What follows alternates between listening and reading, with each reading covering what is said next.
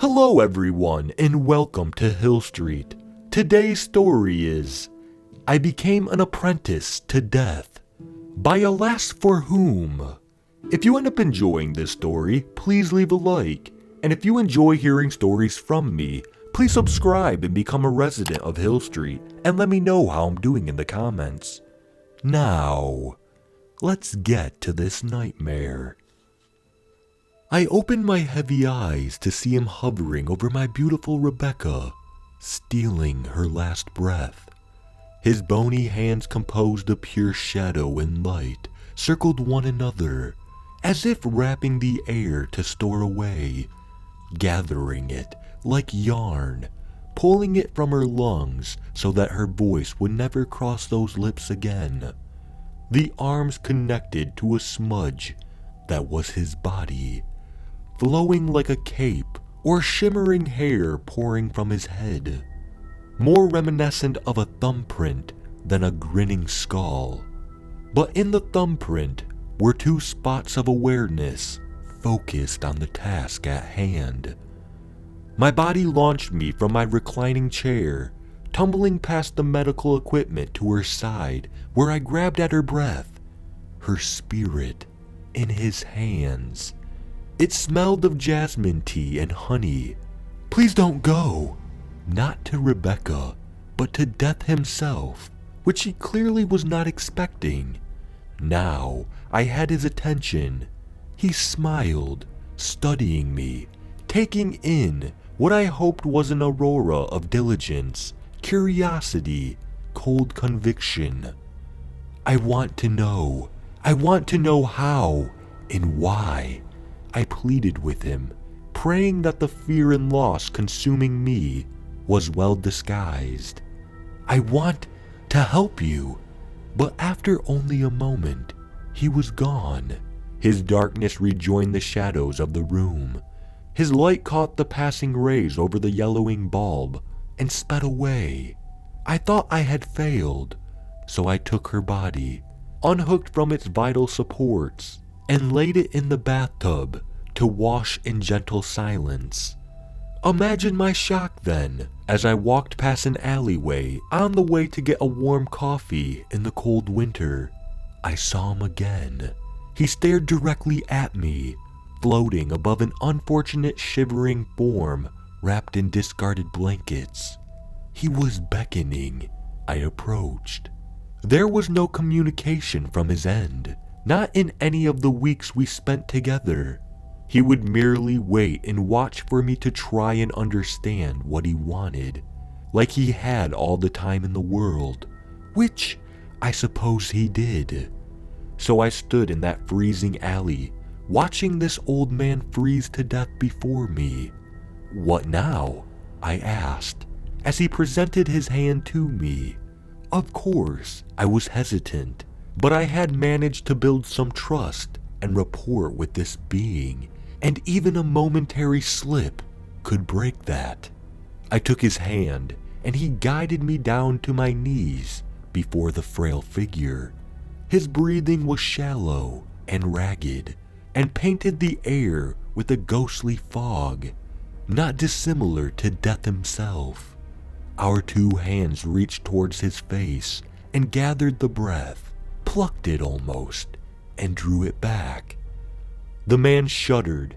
Death weaved his other hand around his first, winding the breath again, like gathering rope around your two wrists.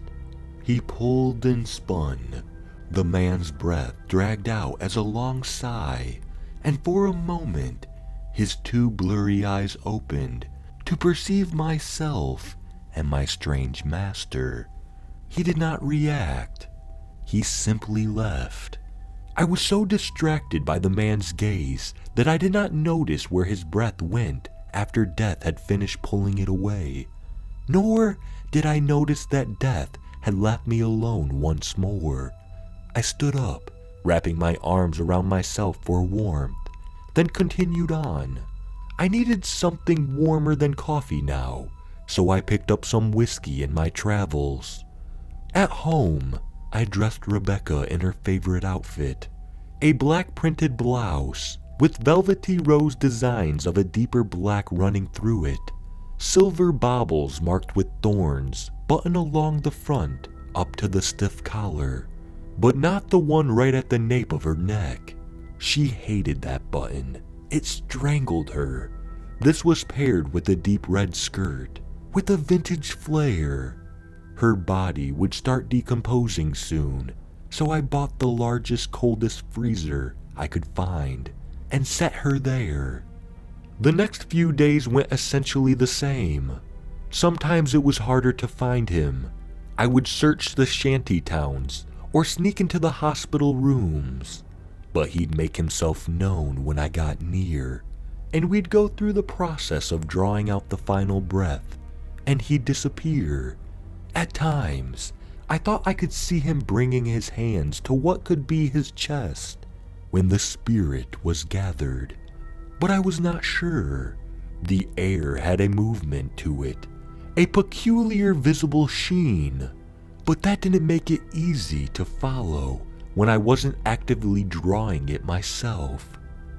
On my off time, I would sit with Rebecca and read her favorite book aloud, Gaiman and Vonnegut and the like.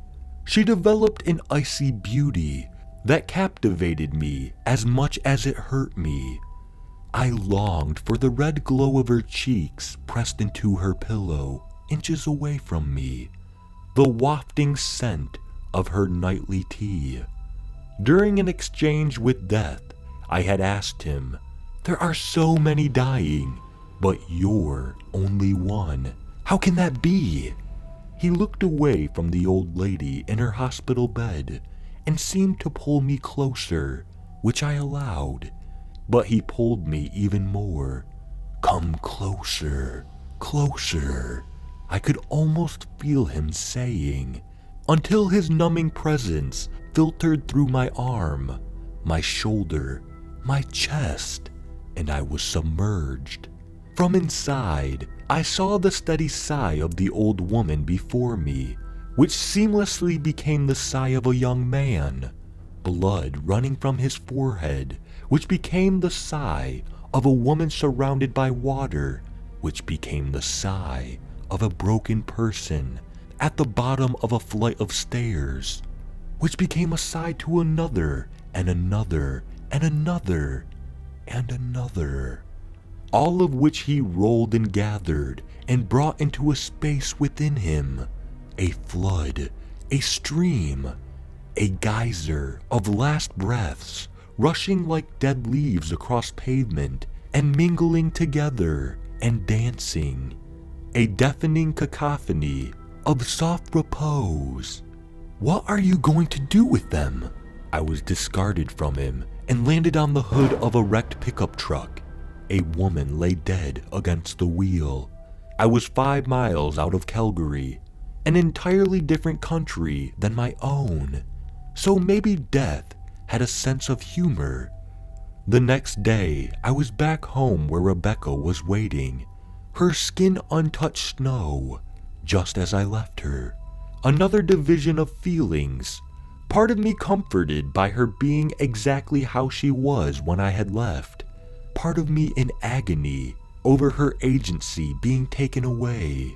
I wasn't sure how much longer I could handle it. I met with him for the last time, another hospital room. This time a boy, no older than 12. I think there was an issue with the poor kid's heart, and that brought death to him. But as I stood by, awaiting death to make the first move, he simply watched me. "Is it his time?" I whispered in the clean clinical space. He only retreated a few feet from the boy in response. I looked between them. Was I to do it? On my own? Was that even possible? Again, I could not refuse death. I needed to keep him pleased, at least a little longer. I stepped up to the boy. He was softly breathing through his mouth, tubes running down his nose. His tiny chest rose and fell, and I had to stop him. No, death had to stop him. I was only acting on his behalf. What had I gotten myself into? I rose one shaking hand to his face, felt the warm breath moistening the skin of my palm. A tear trickled down my cheek. I grabbed the breath and pulled. It felt like cotton, like a swaddle for a newborn, but I raised my other hand and wrapped the breath around it, continuing to pull, to gather this death sigh. I saw his chest lower and lower as I pulled and pulled, hand over hand, winding the spirit about my wrist until he was still. I sobbed and turned to death. His arms were spread wide. I saw beyond his shadow and light the pandemonium of winds within him. "What are you going to do with them?" I asked once more. Silence. "You are gathering them. You're collecting them. You have to be making something. You have to be using them for something." My voice was raising in anger and fear. He remained motionless. The breath around my wrist quivered. His hands clenched, and I could see frustration in what would be his eyes. I knew he wanted me to deposit the breath, but I needed answers first. "Why?" I yelled once, before the breath broke free of my grasp and flew across the room. Death pounced like an animal at it, grasping and clawing at it, but the boy's breath dodged his attempts and circled the room. It knocked over equipment and papers, and I heard it laugh and scream all at once as it shattered through the window and out into the open air. I didn't understand, but I didn't care. I saw the maelstrom in Death's chest, and I dove for it. The numbness shot through my body like before, and I was surrounded by the endless expanse of air. I could see no purpose, no creation, only the whirlwind, and I couldn't stand it. As this was part of him, light and dark mingled meaninglessly, and my eyes were useless, so I closed them. I knew the sounds too were of no use to me, so I searched and fell, or floated, or was thrown with the gust until I found it. Jasmine and honey. I gasped, suddenly up and down, regaining their meaning, and I was definitely falling. I opened my eyes to see the hospital window in front of me as I plummeted 3 floors. Death watching me with fury and betrayal emanating from his form before he disappeared and I struck the ground. I broke my right leg in multiple places, as well as a few ribs, but I count myself lucky. It could have been worse. The hospital staff and the boy's family were furious with me, but nothing could explain what I was doing in that room. Nor could I have had anything to do with his heart failing. On top of all of this, they swear they've been hearing his voice in their home. So, casted and on crutches, I went home. I don't see Death anymore. I've even sought him out, like I used to, but that only led to a horrifying realization. He will not come if I'm near. If someone is dying, he will not take them, and they cannot die unless I take their last breath myself. He showed me how, and I went against him. So that's my punishment. I have nowhere to put the breath, so my only choice is to release it into the air. But all in all, Death seems to have a sense of humor. But God, it's worth it. It's worth everything I went through and more. Because when I limped home that day, I laid Rebecca on our living room couch, where her last breath was taken from her those weeks before. I let her rest and warm for a few hours. Then I held her head in my hands. I leaned close, and I touched my lips to hers. It was so cold, And I was so afraid as I released my breath, the breath I caught in the maelstrom. The taste of jasmine and honey trickled down my tongue, past my lips and hers, and into her body. My beautiful Rebecca opened her eyes.